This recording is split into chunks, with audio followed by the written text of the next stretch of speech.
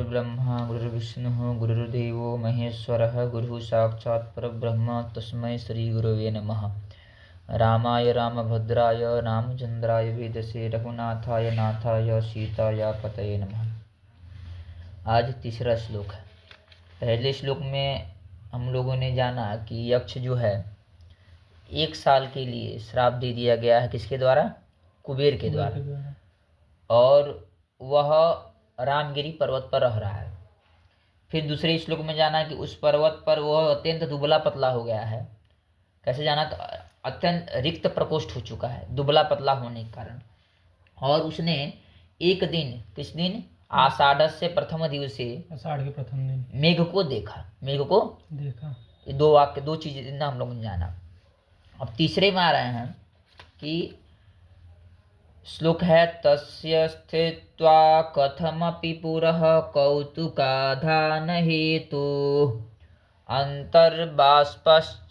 चिरमनुचरो राजराजस्य दध्यौ मेघालोके भवति सुखिनोऽप्यन्यथा वृत्तिचेतः कंठाश्लेषप्रणयिनि जने किं पुनर्दूरसंस्थे।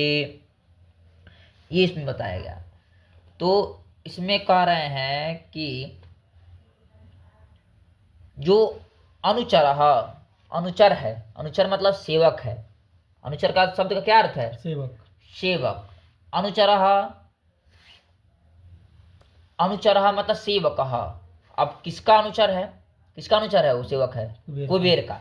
तो कुबेर के लिए शब्द लिख रहे हैं राजराजस्य अनुचर। राजराजस्य में षष्ठी तत्पुरुष समास है। राज्ञः राजा इति राजराजः। राज्ञः राजा इति कैसे बनेगा? तो राज्ञः राजा समास कर दिए, फिर राजा सकी टच से टच प्रत्यय कर लेंगे, नष्ट दिति से अन का लोप हो जाएगा और जो टच वाला है मिल जाएगा, राज राजा बनेगा, है कि नहीं? और अन का लोप इधर किससे होगा? नकार का लोप किससे होगा? इधर नकार का लोप हो जाएगा नलोपा प्रातिपदिकान्तस्य, तो राज राज से बनेगा। जिसका अर्थ है कि राजा का जो राजा है उसका अनुचर। राज राजा से क्या अर्थ है? राजा का जो राजा उसका सेवक। तो देखो यक्ष भी राजा है।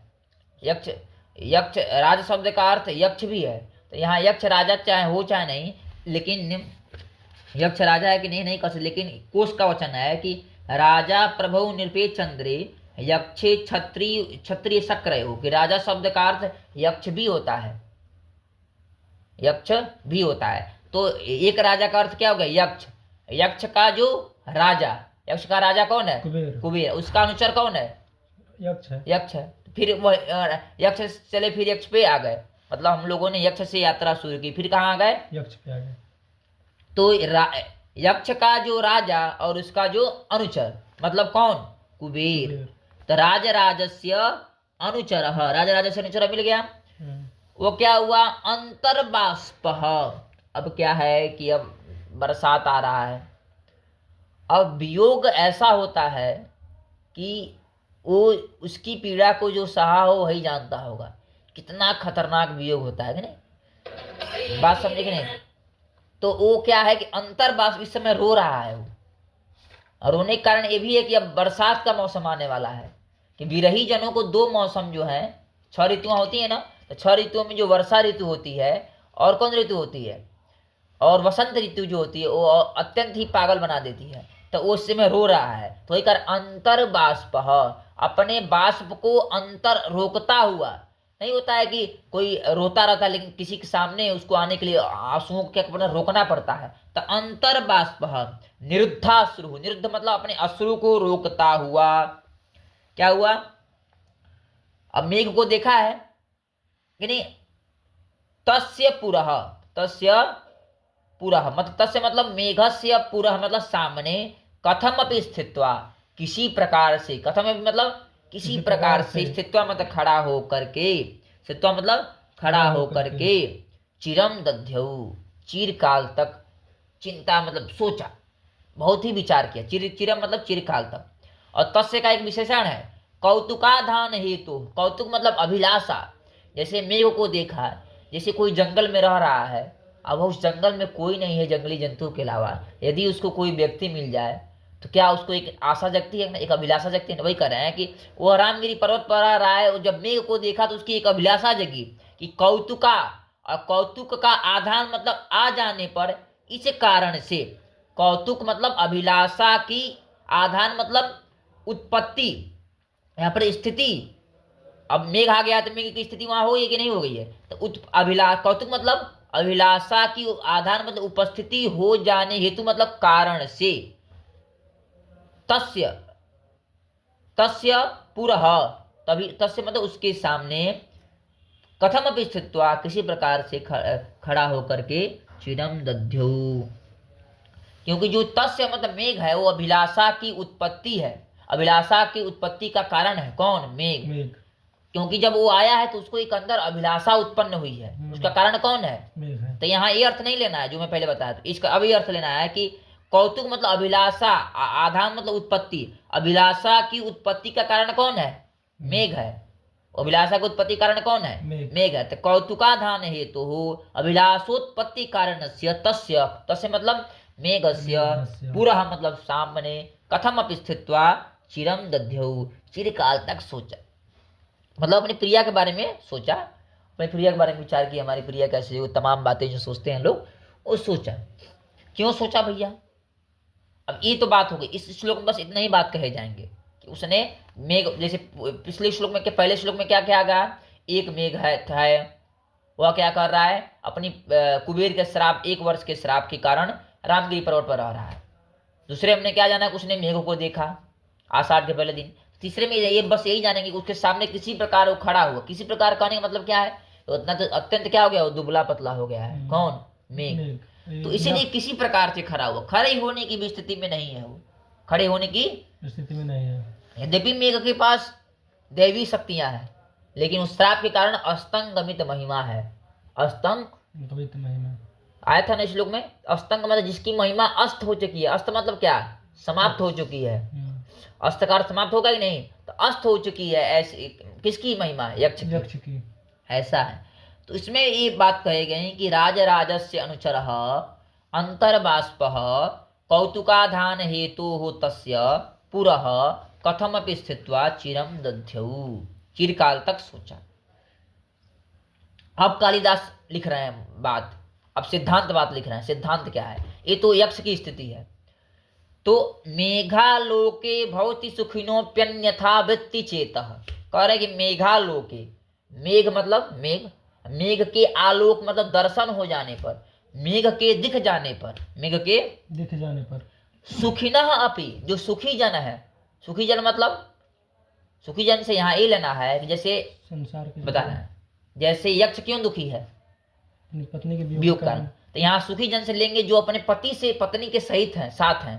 तो जो सुखी ना अपी मतलब जो सुखी है कौन है, जो अपनी पत्नी, अपनी प्रिया के साथ हैं, उनका भी सुखी ना अपी मतलब स्वप्रिया सहित, स्वप्रिया सहित जनस्यापि किम भवति चेतः, चेत जो चेत मतलब हृदय, अन्यथा वृत्ति भवति, अन्यथा वृत्ति मतलब उस चेत का जो वृत्ति, वृत्ति मतलब व्यापार, हृदय का जो व्यापार होता है अन्य प्रकार सा हो जाता है। कहने का तात्पर्य यह है कि जो जिसको जो प्रिय है, यदि उसके पास है, लेकिन फिर भी यदि है ऐसी स्थिति में, मतलब सुखी है यदि, तो यदि फिर भी वह मेघ को देख लेता है तो क्या होता है, उसका जो हृदय होता है अन्य प्रकार का हो जाता है। हृदय में एक अन्य सी दुगदुगी चलने रहती है, कहते हैं तो अन्य प्रकार की दुगदुगी चलने लगती है। तो वही कह रहे हैं मेघालोके सुखिनः अपि चेतः अन्यथा वृत्ति भवति।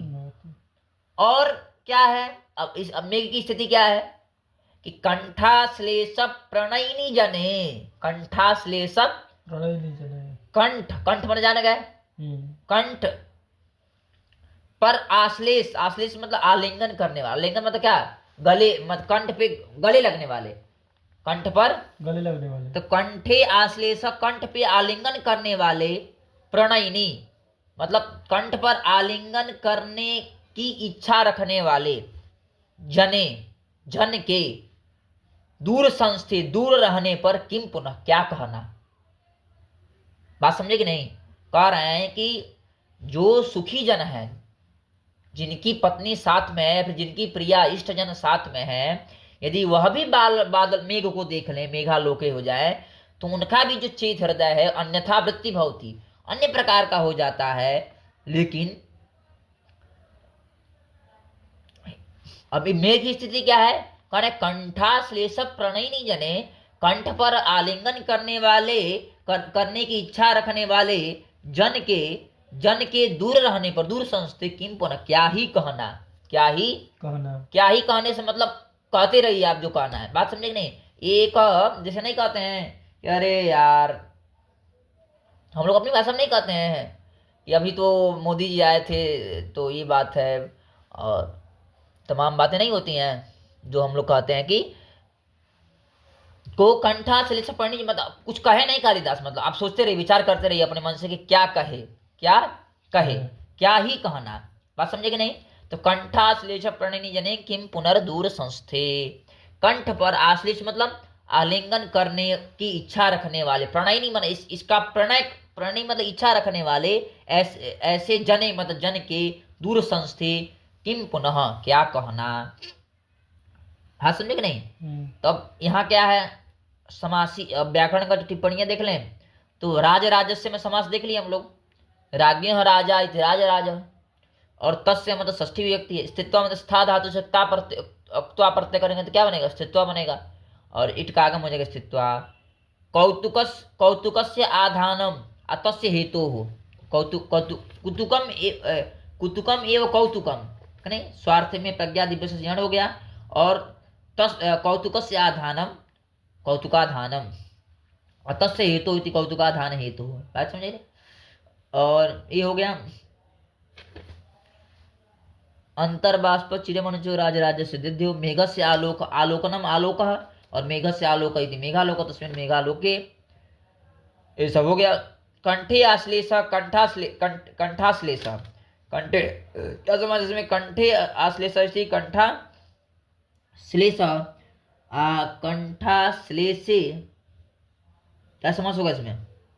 कंठाश्लेषे प्रणयी, कंठ के आश्लेष में प्रणय मतलब जो चाहता है, प्रणय का अर्थ है अर्थी, प्रणयी का अर्थ क्या है? अर्थी, कंठ पर आलिंगन करना जो चाहता है, ऐसे जन के दूर संस्थे की बना, संस्थानम संस्था, अदूरे संस्था यस असौ दूर संस्था, यानी दूर में है स्थिति जिसकी, इसका अर्थ है कि नहीं?